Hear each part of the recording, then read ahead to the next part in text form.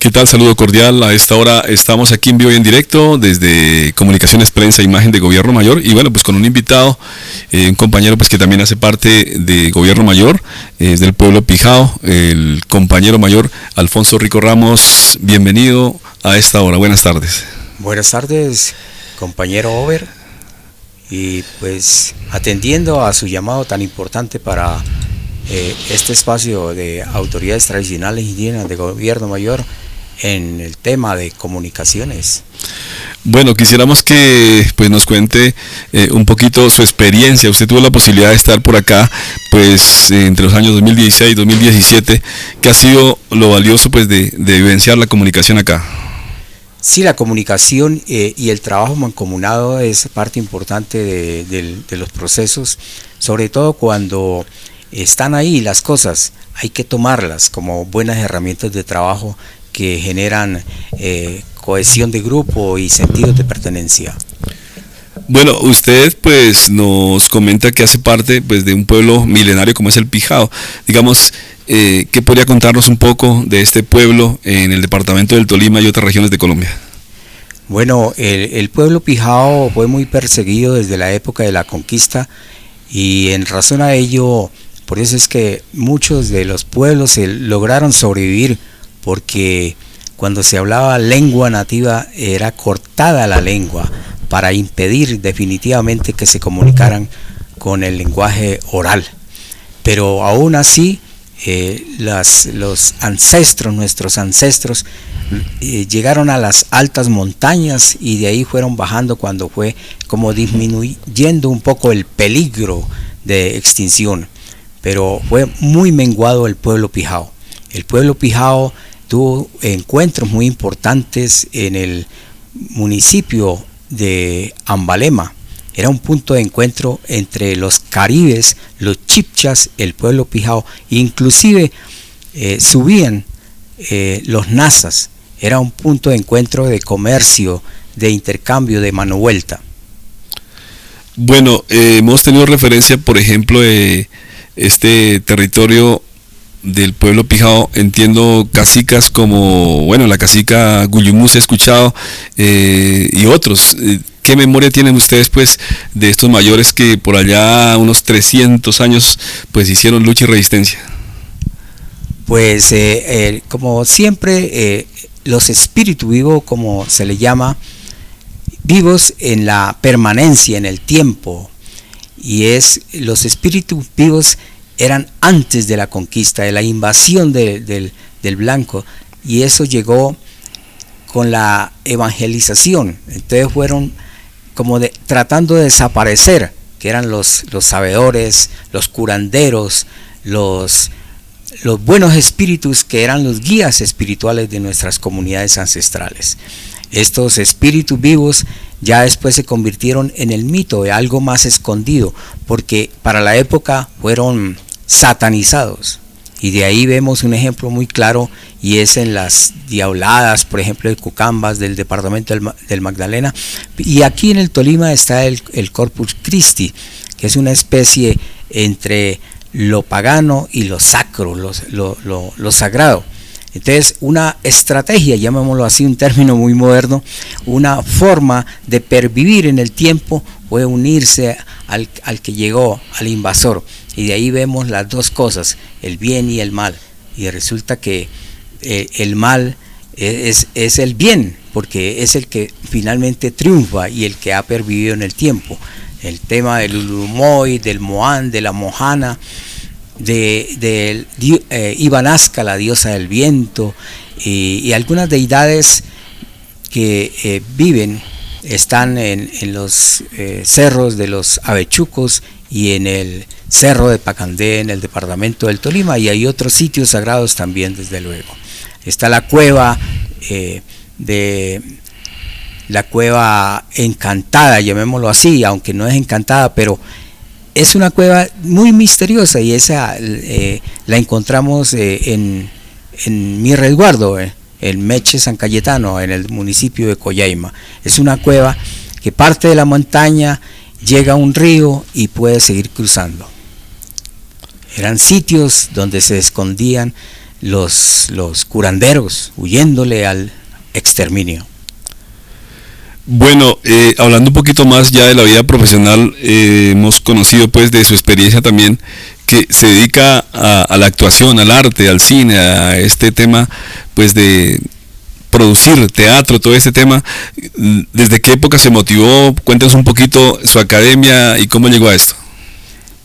Haciendo una retrospectiva en el tiempo, mi primera presentación ingenua, espontánea, como la de cualquier niño, fue cuando hacía tercero y primaria.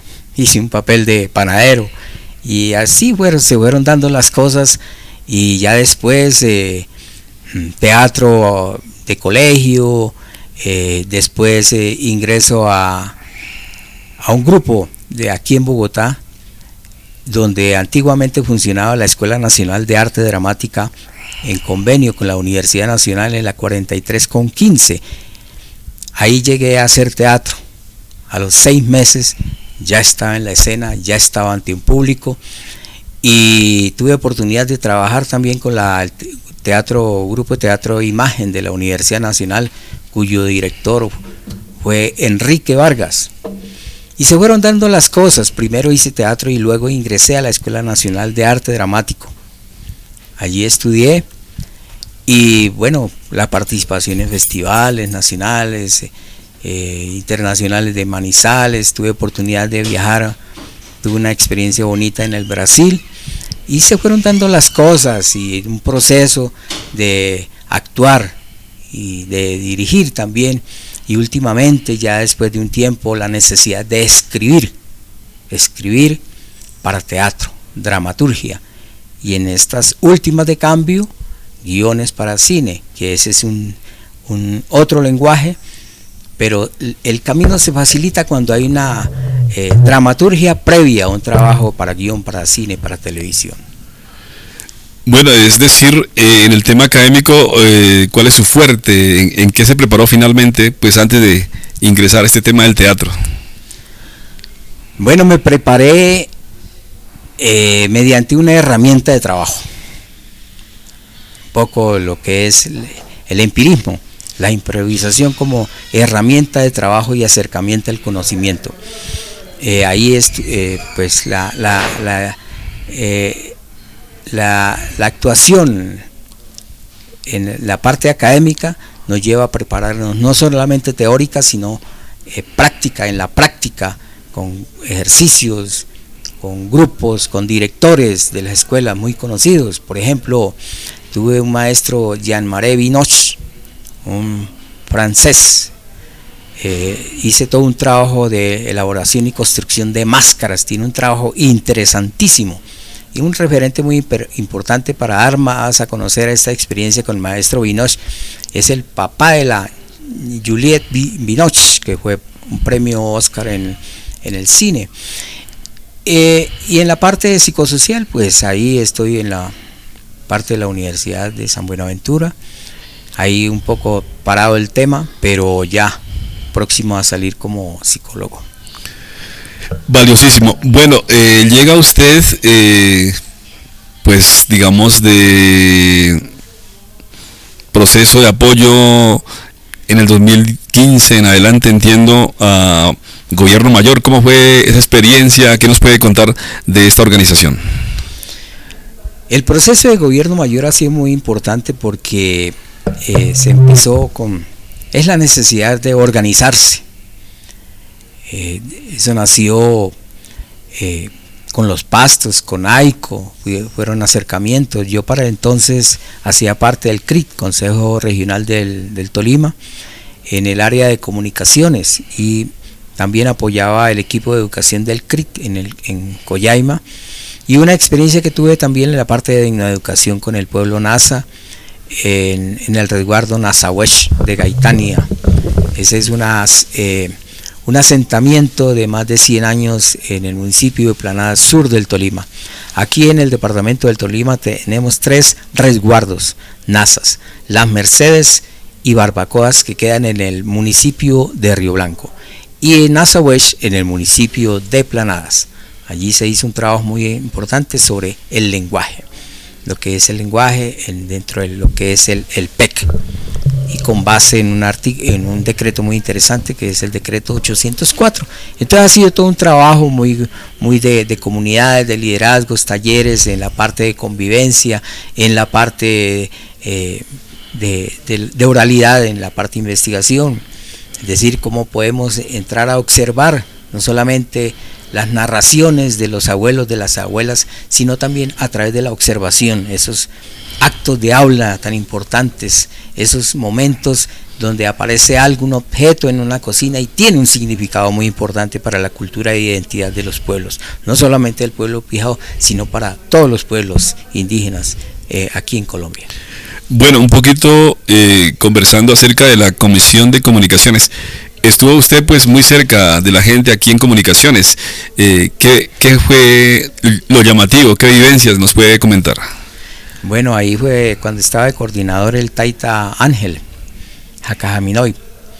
Y bueno, pues haciendo un trabajo de acompañamiento y hoy por hoy pues hay unos materiales por ahí que estaban como ocultos, pero los vamos a sacar y seguramente vamos a seguir trabajando, tejiendo la palabra.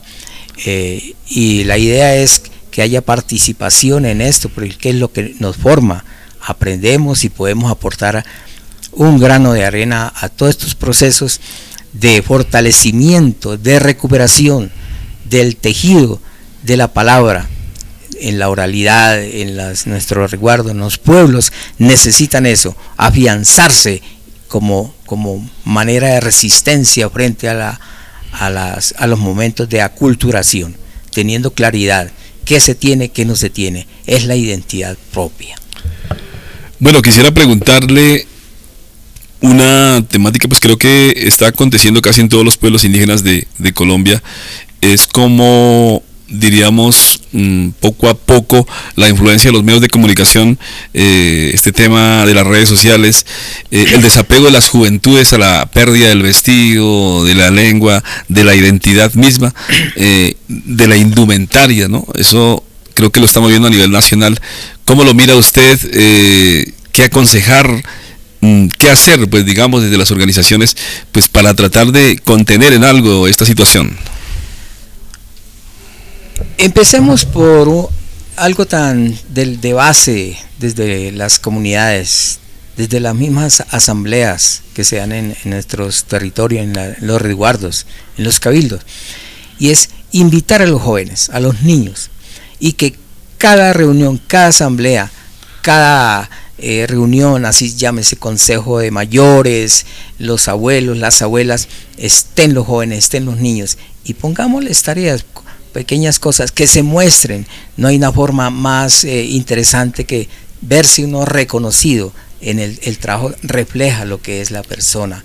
El indígena se ve ahí y se ve reconocido en un trabajo, y un trabajo sobre prácticas culturales propias, y venimos a la comunicación apropiada, a la comunicación propia. Entonces es un espacio donde ellos se sienten felices porque están participando. Es decir, abrámosles unos espacios culturales, unas franjitas pequeñas a ellos, y van a participar, porque es bueno invitarlos a las reuniones, que escuchen, pero en el silencio a veces se sienten como convidados de piedra, y no, participémosles hay algunos resguardos que tienen el cabildo de niños. Ellos montan su propia directiva, su gobernador, un niño de 12, 13 años siendo gobernador con otros los niños. Entonces es un disfrute, es decir, a través del juego se va entendiendo, a través del taller ya hay claridad, hay pertenencia, es un taller de creatividad, llamémoslo así, creatividad frente a lo que es identidad propia. Bueno, pues estamos aquí con Alfonso Rico Ramos, ¿no? O sea, llamativo el apellido, ¿no? Rico. Platudo, diríamos, ¿no? Ese apellido, ¿qué historia tiene su apellido Rico? Bueno, como siempre son apellidos que han sido occidentalizados, o bueno, porque encuentro también de apellido Rico también en el pueblo Pijao, inclusive con los zenúes. Una vez estaba una anécdota cuando llegó un zenú del pueblo Zenú llegó a Gobierno Mayor y me vio, yo tenía mi sombrero y nunca lo había visto y me dijo, ¿usted es del pueblo Pijao? Me quedé mirándolo. Dije, sí, ¿por qué? Me doy cuenta. Es decir, sin decirle nada. Entonces hay unas afinidades muy interesantes ahí y lo de los apellidos es algo como occidentalizado, que conozco a un guayú que el nombre que tiene es Simón Bolívar. Cuando le estaban dando su cédula, ¿cómo se llama usted? No, pongámosle Simón Bolívar. Es decir, es eso, es cómo se ha tergiversado lo nativo, lo propio, y se ha echado a un lado. Es decir, casi que es muy fuerte la palabra, pero es satanizado. Es decir, y así es en la educación, y así es en muchos temas educativos. Entonces hay que mirar cuáles son las estrategias pedagógicas, metodológicas, participativas, donde se sienta reconocido. Es una cuestión de construcción colectiva, el tema de identidad. Pues qué valioso, aquí estamos conversando con nuestro invitado en este ejercicio, pues para Gobierno Mayor. Dentro de un ratico estaremos dando a conocer esta entrevista en YouTube. Bueno, compañero, pues ¿qué podríamos aconsejar a las nuevas juventudes, a las autoridades? Desde su experiencia, pues quisiéramos que nos comparta algo. Que desde la idea más sencilla, más elemental, es una semilla que puede germinar en algo grande, en algo que sobredimensiona muchas cosas. Es decir, lo que no se tiene, mejorarlo, y lo que se tiene bueno, realzarlo. Es eso, realzarlo, es sacarlo. El que dirán, no, el que dirán es cuando, sí, es cierto, cuando hay que callar para escuchar, callemos, pero cuando tengamos oportunidad de hablar, hablemos con nuestra palabra, con nuestros gestos, con nuestro lenguaje no verbal, con la ocurrencia, con la travesura. Lo que hace el niño, debemos aprender mucho. Saquemos ese niño interno, ese niño como de duendecillo, de espíritu vivo, Insain Yisa, espíritu vivo en NASA, Insain Yisa. Ahí está, participemos. Aquí hay un espacio, aprovechémoslo. Invitemos, sintámonos invitados. Lleguemos a la puerta aquí de comunicaciones de Gobierno Mayor, y yo sé que la puerta se abre. Ahí hay un espacio importante. Bienvenidos a Tejido de Palabras, una forma de pervivir en el tiempo. Bueno, pues creo que, como dicen en el Cauca, me picó la lengua, me motiva a hacerle otra pregunta. Bueno, veo lo del pueblo Nasa, pues que hace muchos años ha estado pues en el departamento del Tolima, pero por ejemplo, sería valioso que usted me referencie al taita Manuel Quintín. ¿Qué incidencia ha tenido Manuel Quintín en ustedes, en su juventud, y sigue teniendo hasta el momento pues en el pueblo Pijao? Bueno, fue un líder que caminó desde el Cauca, Tolima. Quintín Lame estuvo en el Tolima, estuvo en Coyaima. Quintín Lame tiene una prima en Gaitania, ¿sí? Quintín Lame dejó unas huellas, dejó un aprendizaje de lucha permanente, de servicio, ese espíritu de servicio en el tema de leyes propias, en el tema de respeto por los pueblos, y caminó y luchó permanentemente.